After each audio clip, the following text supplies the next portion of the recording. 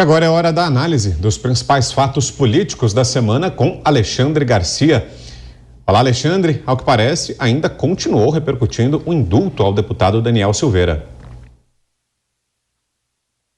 Olá, pois é, o indulto continuou repercutindo nesta semana. Vejam só, teve ministro lá no Supremo que perguntou, indignado, como é que o deputado Daniel Silveira está sem tornozeleira. Ele não deve ter lido o Diário Oficial do dia 21, né, que publicou o decreto, que entra em vigor na data de sua publicação. A ministra Rosa Weber, instada por partido político, deu 10 dias de prazo para Bolsonaro explicar o indulto.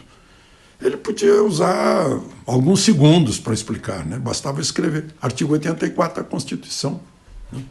Aliás, uma comissão da OAB disse que o indulto é inconstitucional. Eu fico pensando nos professores de direito daquela turma, né?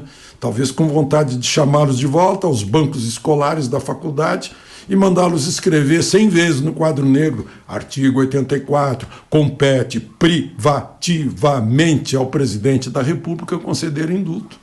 Não é isso?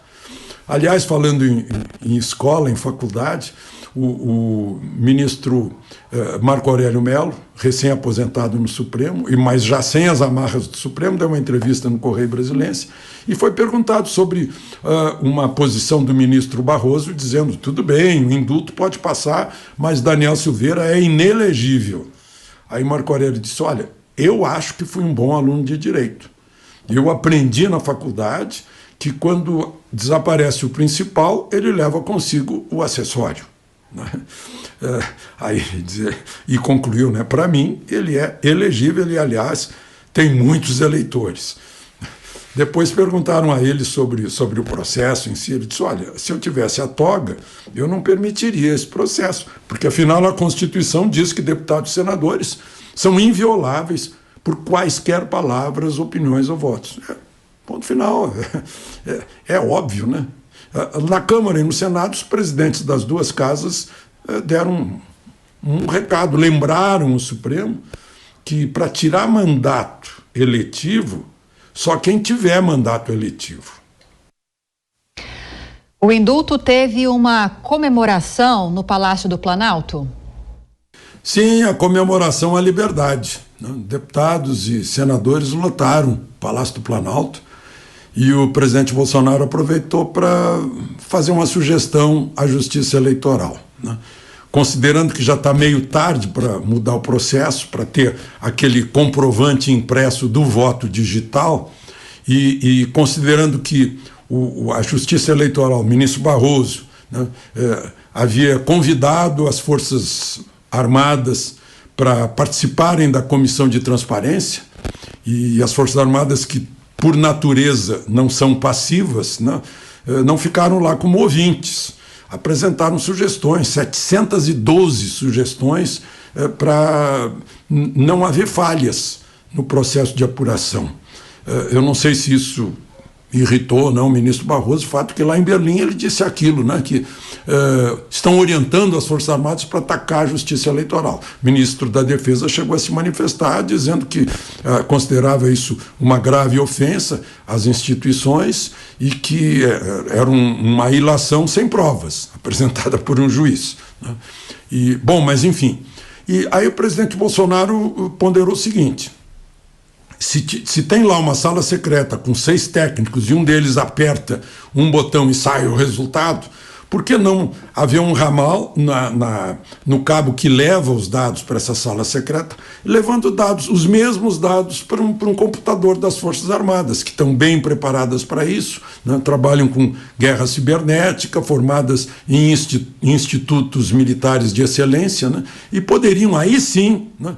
Porque antes se pensava que a intenção era chamar as Forças Armadas simplesmente para avalizar o processo, aí sim elas poderiam endossar o processo e mostrar a transparência, que aliás está prevista no artigo 37 da Constituição, né? Que toda administração pública, e contagem de voto é da administração pública, tem que se caracterizar pela publicidade, ou seja, tem que se tornar público. Então, seria uma boa sugestão para dar mais confiança no processo de apuração.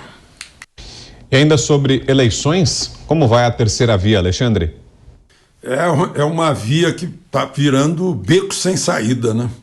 A União Brasil parece que está saindo daquele arranjo junto com o MDB e o PSDB.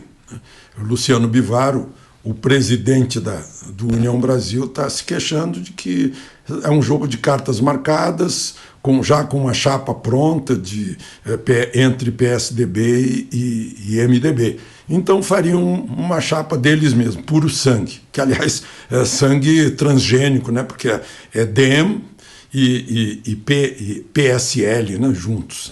E aí ficaria Luciano Bivar nessa chapa, tendo Moro como vice. Tudo estranho, né? Bom, mas enquanto isso, na outra via, na via polarizada, né, Lula levou Alckmin para aprender a cantar a Internacional Socialista, tirando as dúvidas de quem ainda as tinha. Que, se eleito, vai criar o Ministério do Índio? É verdade, Lula é do tempo em que, para responder a uma reivindicação, se inventa um ministério ou uma comissão, tanto que o governo do PT tinha 39 ministérios. Quer dizer, se gasta com os meios, com os ministérios, e não sobra dinheiro para os fins, né? Agora, o ex-ministro de Lula e de Dilma, Aldo Rebelo, que era do PCdoB, fez uma declaração contrariando isso, disse que o índio não quer ministério, né? Que vai segregar o índio, porque o índio quer integração com os demais brasileiros, né? Tem gente querendo que o índio continue dentro de um museu, né? O índio não está precisando disso. O índio quer ser protagonista e não tutelado, como lembra Aldo Rebelo. Aliás, tem muitas etnias indígenas, né, de brasileiros que estão brilhando no agronegócio, né? Bom, mas enquanto isso, né, a Comissão de Direitos Humanos da ONU, né, aderiu ao Supremo com os mesmos argumentos e disse que Lula foi um injustiçado. Foi injustiçado por um juiz de primeira instância, por juízes do Tribunal Revisor, do Tribunal Regional de Porto Alegre, por ministros do Superior Tribunal de Justiça. Foi injustiçado. E pelo mesmo motivo, pela mesma base, o Supremo diz que não considera mais essas provas, um juiz de Brasília, de uma vara federal, foi obrigado a acabar com um processo que tinha 16 réus, né, por corrupção em fundos de pensão, inclusive o ex-tesoureiro do PT, João Vacari Neto. Por causa dessa corrupção no Postales, por exemplo, até hoje os carteiros estão pagando a conta nos seus contra-cheques mensalmente. Por falar em contra-cheque mensal, a ex-presidente Dilma queria um contra-cheque mensal de R$ 10.700 de indenização por ela ter sido presa. A acusação era de participação num grupo que assaltava bancos, né? Mas aí não levou, porque já tinha sido compensada lá no Rio Grande do Sul e em outros estados. O mesmo valeu para o Ivan Valente, deputado do PSOL, né? É o nosso imposto que está em jogo aí, né? E a gente sabe como se paga imposto, né? A gente não paga de boa vontade, né? É parte do nosso suor. Então, nós temos que considerar isso, que todo o dinheiro que o Estado brasileiro gasta nos seus 3 níveis, nos seus 3 poderes, vem dos nossos impostos. E o Supremo, mais uma vez, anulou o ato administrativo do chefe do Poder Executivo? Pois é, era uma decisão do chefe do Executivo para reduzir o Conselho do Meio Ambiente de 17 integrantes para 9. Inclusive para economizar diária, hospedagem, passagem, né? Mas o Supremo, por 10-1, anulou esse ato administrativo do presidente da República. O único a votar derrotado foi Nunes Marques, de novo, né? André Mendonça votou com o lado vencedor, votou com a relatora Carmen Lúcia, né? Agora, o interessante foi o voto do presidente do Supremo, Luiz Fux, né? ele, para justificar o voto, ele disse o seguinte: o Supremo não age de ofício, ou seja, não age por iniciativa própria. Só age quando é instado a se manifestar. É como se o inquérito do fim do mundo não fosse lá do Supremo. Origem e fim.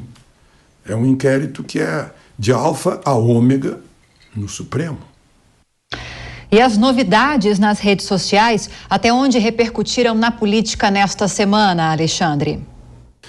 Elon Musk, o homem da Tesla, do SpaceX, virou um símbolo de liberdade. Desde que foi anunciado que tomou o controle do Twitter, gente, parece que abriram a porteira e de um lado, né? Eu mesmo, nesses poucos dias, recebi 90 mil seguidores, uma coisa extraordinária, né? Bom, mas enfim, ele disse que ele quer que o Twitter seja como a praça principal de uma cidade onde todos vão lá para discutir livremente as ideias, seja de que lado for, de extrema direita, extrema esquerda, seja lá o que for. Liberdade. Liberdade de onde sai a luz, né? Agora, o WhatsApp foi ao presidente essa semana também, pessoal do WhatsApp no Brasil. O presidente e o ministro das Comunicações estavam com eles. O ministro das Comunicações, Fábio Faria, depois relatou que eles foram dizer que não abriram nenhuma exceção para o Brasil a pedido do TSE e que essa nova ferramenta, comunidade, vai entrar no mundo inteiro, né? E o Brasil entra no mesmo dia, na mesma hora, no mesmo momento que for entrar no mundo. Agora, tudo indica que vai ser depois das eleições do Brasil. Bom, isso aí a verificar. Agora, é preciso ficar atento a propósito de liberdade, liberdade de expressão, liberdade de pensamento, né? Liberdade em busca de luzes, de opiniões contrárias para buscar verdades e caminhos. Ainda está, embora não tenha conseguido urgência, ainda está lá na Câmara, ainda respira um projeto de censura na rede social, contrariando a Constituição. De Brasília, para a Jovem Pan, Alexandre Garcia.